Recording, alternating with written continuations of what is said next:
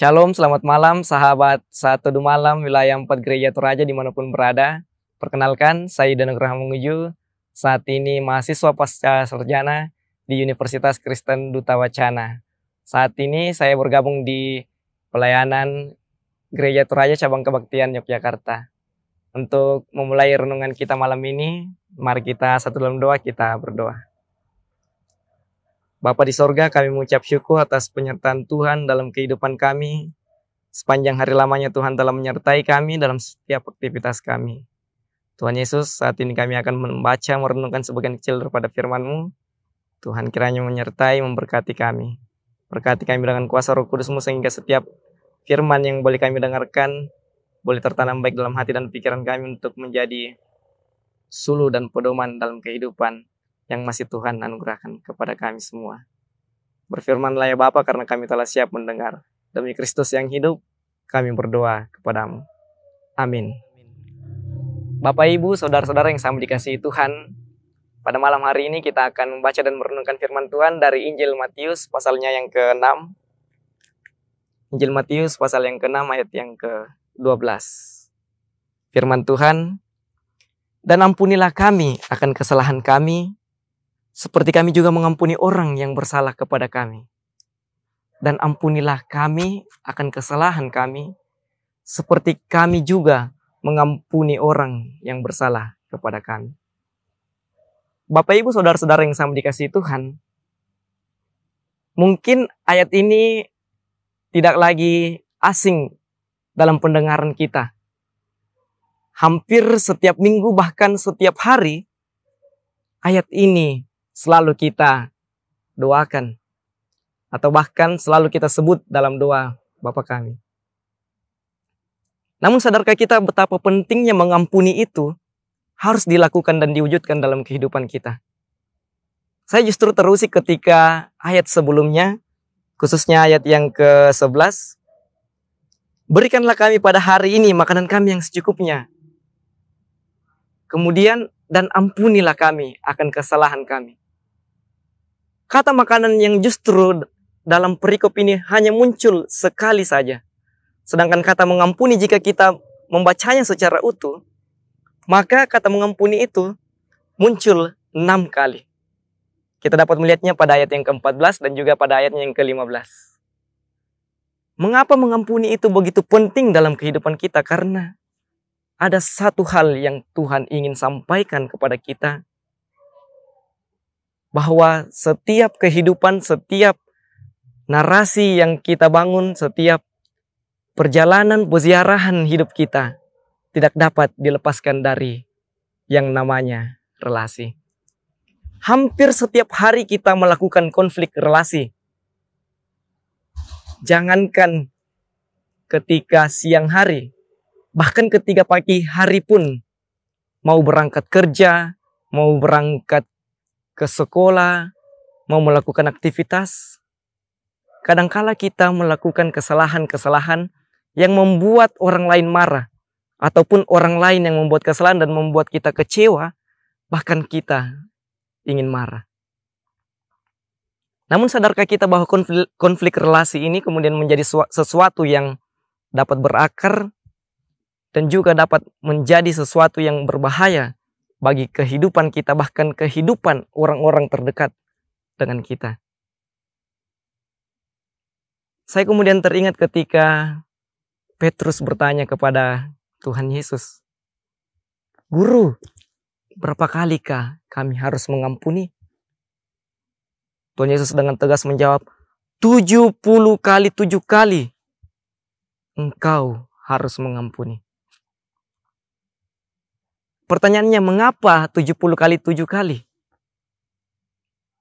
Apakah kita mampu mengampuni orang dengan angka sebanyak itu?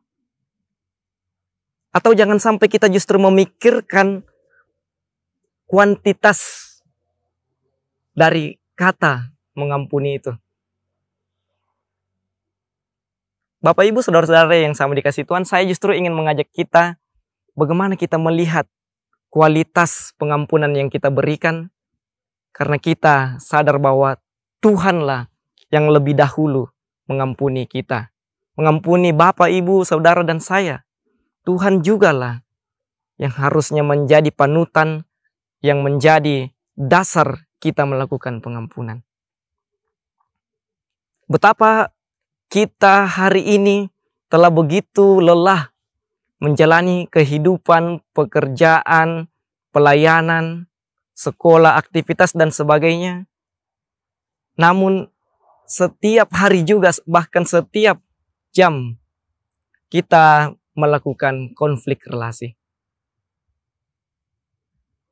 Akar pahit yang kemudian terus dipupuk oleh anak kita, oleh pasangan kita, oleh suami kita, oleh istri kita, membuat kita semakin hari semakin tidak memahami apa yang diinginkan oleh pasangan kita, oleh anak kita sendiri. Ini kemudian yang menjadi penting dalam kehidupan kita, karena ketika kita menyadari betapa pentingnya relasi itu, betapa pentingnya mengampuni itu, maka sebenarnya yang Tuhan inginkan ialah kita merasakan kedamaian. Justru dengan adanya mengampuni, maka yang terjadi ialah damai sejahtera, sukacita, kelepasan, kelegaan, bahkan kebahagiaan. Namun acap kali bukannya berkat yang kita berikan ketika kita kecewa, atau ketika kita merasakan sakit hati, atau bahkan ketika kita marah, justru kita mengutuk orang lain, mengutuk anak kita, mengutuk pasangan kita dengan caci maki, dengan perkataan yang kasar, bahkan yang dapat melukai hati mereka. Kita lupa bahwa esensi, prinsip dari mengampuni adalah kasih. Begitu juga dengan tema kita pada malam ini, kasih membawa pengampunan. Mustahil ketika kita berbicara tentang pengampunan, tetapi yang ada dalam hati kita bukanlah hal yang asli, bukanlah kasih yang asli yang berangkat dari hati kita. Itu sangat mustahil. Bahkan Yesus katakan,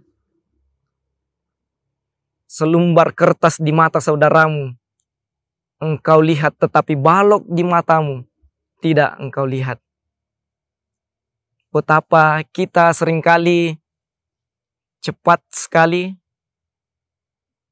atau sangat memiliki keterampilan untuk menyimpan kesalahan orang lain, untuk menceritakan kejelekan orang lain, untuk melakukan hal-hal yang jahat kepada orang lain, tanpa menyadari bahwa yang penting ialah mengampuni mereka, mengasihi mereka dengan cinta kasih yang Tuhan telah berikan kepada kita. Tanpa kita sadari bahwa kasih yang sebenarnya menjadi prinsip dalam kehidupan kekristenan, kini telah semakin hari semakin memudar. Kita mulai kehilangan arah. Kemanakah seharusnya kasih yang saya lakukan itu? Atau saya justru mengorbankan diri dengan alasan yang penting dia juga mau berkorban untuk saya. Tidak, bukan kasih seperti itu yang Tuhan inginkan. Ketika Tuhan Yesus melakukan pelayanannya, menyembuhkan orang sakit, saya selalu mengingat dia berkata demikian, berangkatlah, berdirilah, berjalanlah, dosamu telah diampuni. Seharusnya dalam kehidupan kita sehari-hari, ketika orang berlaku kasar, membuat hati kita kecewa, membuat kita luka, hal yang paling utama kita lakukan ialah, pergilah, aku telah mengampunimu. Ini yang kemudian kita lupakan dalam kehidupan kita. Ini yang kemudian menjadi keterasingan, alienasi dalam kehidupan kita. Bahkan kita pun merasa diri kita sendiri menjadi terasing. Bapak, Ibu, Saudara yang sama dikasihi Tuhan, Saya ingin mengajak kita bahwa kasih membawa pengampunan, itu berarti kita rela berkorban, mengutamakan kepentingan bersama ketimbang kepentingan diri kita sendiri. Bahkan kita mau menjadi yang terakhir. Dengan kata lain, kasih yang dibutuhkan ialah kerendahan hati. Sulit sekali orang-orang Kristen pada masa kini untuk menjadi rendah hati. Selalu ingin menjadi yang terdepan. Bahkan setiap hal apapun, kalau bisa saya yang utama, saya yang terdepan, saya yang paling di depan. Sehingga acap kali pelayanan yang kita lakukan kemudian bukan lagi pelayanan yang mengorbankan diri, yang mengutamakan Kristus. Karena itu, Bapak Ibu Saudara yang sama dikasihi Tuhan, mari mulai malam ini dan seterusnya belajar untuk merendahkan hati.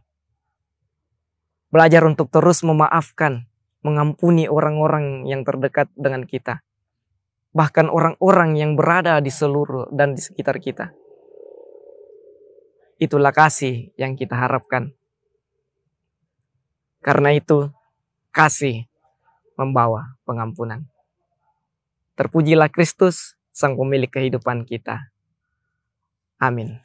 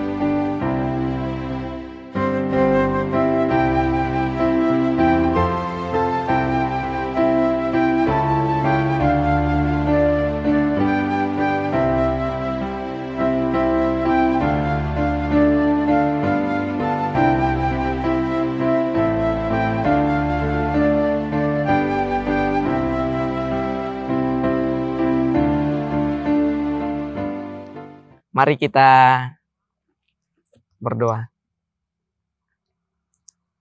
Sungguh kami bersyukur kepadamu ya Bapa, Tuhan yang begitu baik dalam kehidupan kami. Bahkan Tuhan yang selalu mengajar kami untuk merendahkan hati. Kami seringkali terjebak dalam setiap rutinitas aktivitas kami. Bahkan ketika kami dilukai, kami dikecewakan, kami disakiti. Acap kali yang terlontarkan dari mulut ini ialah kata-kata yang sangat kasar. Bapa, kiranya Engkau mengampuni kami. Tuhan, kiranya memberikan kami kekuatan, kesadaran dengan kuasa Roh Kudus-Mu, bahwa kasih yang sesungguhnya membawa pengampunan kepada diri kami, bahkan kepada semua orang yang berada di sekitar kami. Ampunilah kami ya Tuhan, bahkan setiap hari hingga hari ini kami tidak mau untuk merendahkan hati. Ajar kami Bapa untuk terus mengasihi sesama kami dengan belas kasihan yang telah Engkau ajarkan kepada kami. Ajar kami untuk terus berusaha merendahkan hati, mengasihi, bahkan mengorbankan segala kepentingan kami untuk semua kepentingan bersama.